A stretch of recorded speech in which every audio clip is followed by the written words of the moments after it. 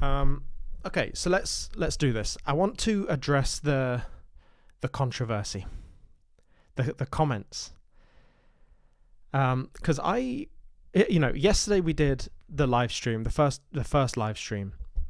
In that stream, we decided, and as will be the case for a lot of the live streams that we do in the future, and for today, that we will react to things that are happening in the social sphere, on YouTube, in the news, on Twitter. Like, that's the point of all of this. The point of this is to see what's happening, see what people are actually watching and engaging with, and then give my take on it. Now, I said something a little bit earlier about my performance on these live streams. The first live stream we do is going to be the worst live stream we do. The audio was all messed up. You know, I have to kind of like understand what my tone is going to be moving forward. And I realized I came off slightly too, maybe it sounded critical. I have some thoughts on this as well, though. Maybe it was a little bit critical, and maybe people who really like Zach Rector or Brad Kimes or the other guys, maybe you kind of felt like I was being critical of them and therefore critical of you. It's not the case, really not the case. What I want from these streams is to be myself, express my own thoughts and feelings.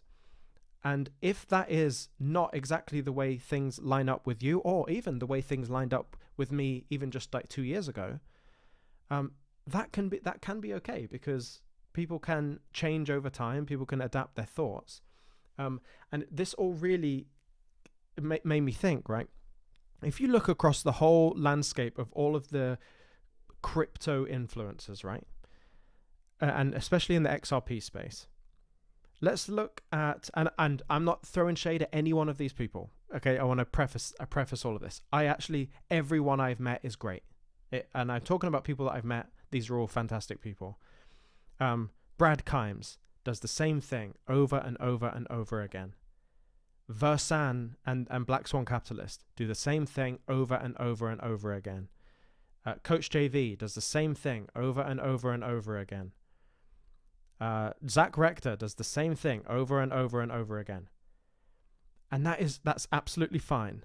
But for me, the way I want to be extraordinary. I want to be extraordinary. I want to achieve something extra than the ordinary. So I'll ask the question, if I am to achieve something extraordinary, should I do what everyone else is doing? The answer is no. I need to be myself. I need to find a new way. Like, you've seen on my channel, look back over the last 4 years of my channel, I have changed up so many times. Like the way that I'm delivering it. I try these types of videos. I try a documentary video. I try ultra high production, ultra low production. I'm trying everything because I want to be different. And so this time I try to be different again. I'm putting it all on the line. I put everything on the table. I risk everything. I've got a family that rely on me for finances and stuff. I've got a business that I love and I want to grow. I put it all on the line every time I do something like this. But I'm doing something like this because I don't want what everyone else has. I want something more. If I want something more, if I want extraordinary, I have to do something extra to the ordinary. Now, there's a great point that's been raised in the chat here. You need consistency, though. Absolutely. If there's anything I'm lacking, it's the consistency. I need to try something and do it for a long time. I do. I absolutely do. I take that. I'm aware. Thank you. So the way I feel about it is at least I'm trying something. I'm entertaining other ideas. I'm trying to think not inside the echo chamber that can exist.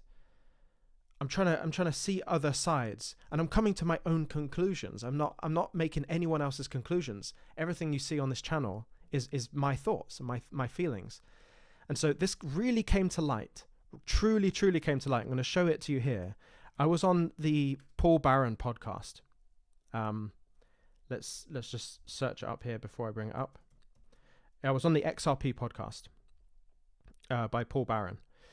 and I'm going to switch over here. Right, is my audio the same over here? I think it is the same over here. So I was on this podcast. Paul Barron, wonderful guy. His team are incredible. It's amazing, like amazing people. Really, truly professionals. So I look on this. We're back here on this video, and I do urge you, please do go and watch this episode, because I think it will reveal something quite interesting about the people that are creating a lot of the hate in this space. Okay, I have a conversation with Paul for about 50 minutes.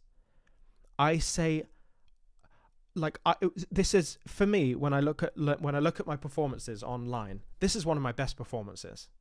My ideas are succinct. I'm rational, level-headed. I'm speaking from a point of like, I've been in this for so long and I've accumulated this information and I've created my own thoughts about this topic and I can speak about them well. I did it all in this podcast. And when you scroll down, Paul, do not bring this guy Lewis on your show. He's a flip-flopper on XRP. Also, don't bring Crypto Airy. She's another flip-flopper. Lewis has lost any and all relevance concerning XRP years ago. Not going to bother to listen. Not even going to give me a chance to listen to my rational outlook. Sorry, Paul. Do better. Obviously, I'm saying thank you for Paul because I thought his team were absolutely amazing. I stopped listening to Lewis, unsubbed from his channel and the newsletter because he went from being positive on XRP and giving really good information and even went explaining how utility and demand can drive the price up. Then one day he started telling everyone to sell XRP and take profits. Oh my goodness, how evil of me. While you still can because it's an S coin and probably won't go over $10. The dude did a full 180. It's like he unlearned all of his research. What on earth is this person talking about? Bad guest to have on, Paul. Lewis is a clown. So on and so forth. And there's some of Paul's guests are irrelevant about XRP. They don't even like it. Why are they taking part in an XRP podcast? The guest doesn't seem to be too informed.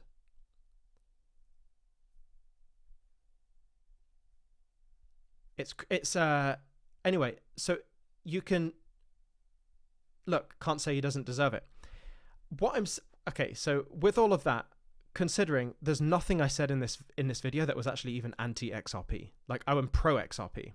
So let's address it right here, right? My portfolio as it stands, let me just give this to everyone. My portfolio as it stands is 80% XRP. You have the likes of Blockchain Backer, who I hear has sold a big portion of his XRP already. I haven't sold any XRP. Like, I don't understand. I don't understand what people are saying when they're talking about me flip-flopping.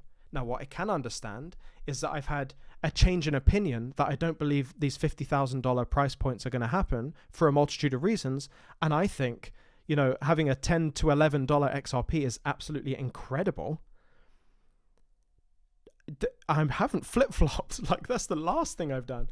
So I want to show you here kind of how I visualize this, because I previously I would have been very like caught up about these comments, but I really think I've graduated. Like I've graduated caring, because the people that are leaving me those comments, like don't watch me. Go away.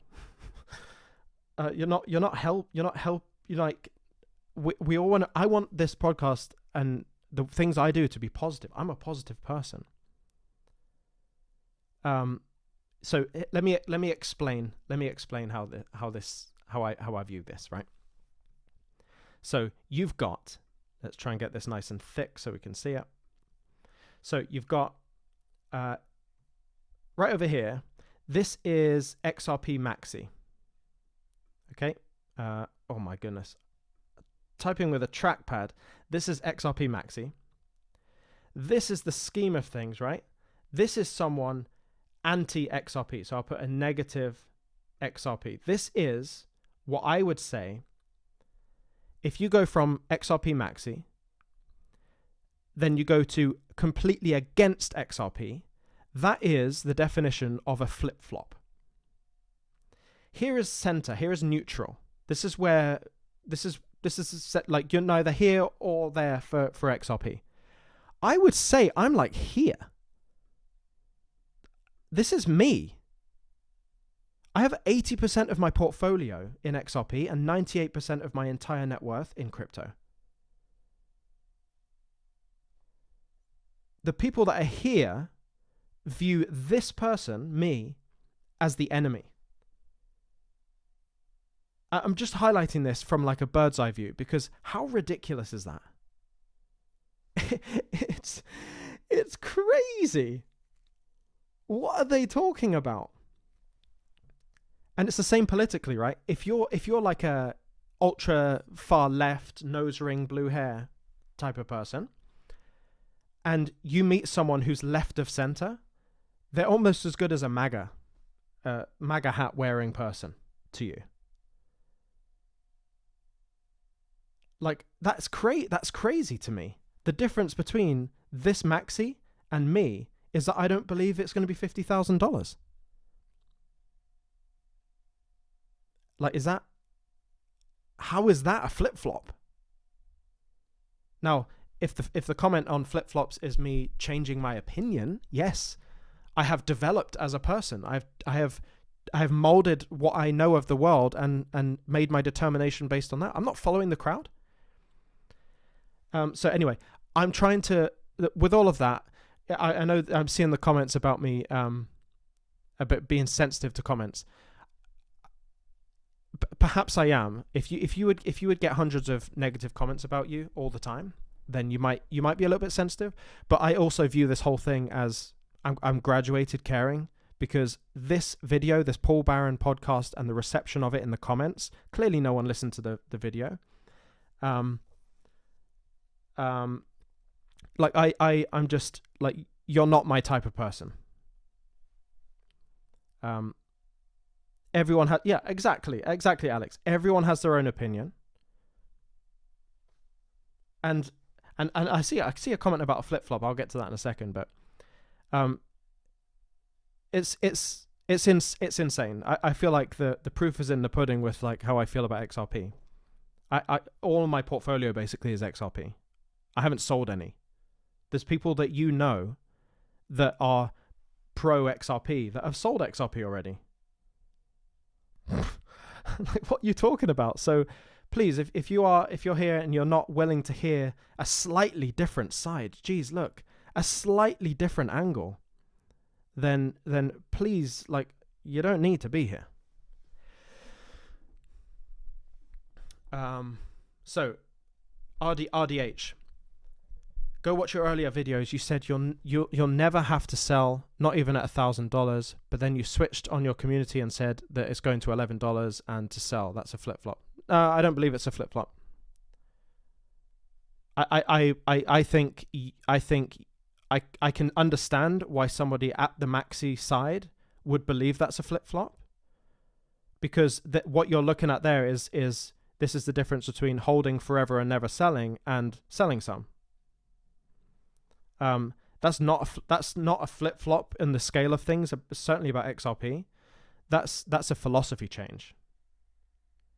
Because I can think that XRP, it's possible, right, that XRP gets to these high numbers, right? I can still entertain the idea that XRP can get into the hundreds of dollars. I still entertain it. That's fine. My philosophical change has been, I don't need the price to go up that high, because meaning for me in my life, a meaningful amount of wealth for me in my life doesn't require that price point. I'm not here for Lambos and Ferraris and stuff. I don't need $10 million, $100 million or anything. I need enough to make me feel like my life has been meaningful enough. So that's where I stand. RDH, you know you're right, and you earned a ton of money saying how high it's going to go. Then once you bought a huge bag of XRP, told everyone it's actually going to $11. That's all I need. If you think I earned a lot of money in in this, take a look at everyone else still doing that narrative, and ask yourself, why are they still pumping videos out like that, and how much longer have they done it? I'm just over this, and certainly I'm a lot more. My philosophical and spiritual view on everything has changed, absolutely. So if you wanna say I flip-flopped on that, then yeah, absolutely I have. And also I don't need the negativity in here. So if that will continue, I'll just remove you. I don't need it. You have your opinion, that's fine, but it's also my community, and I can control it.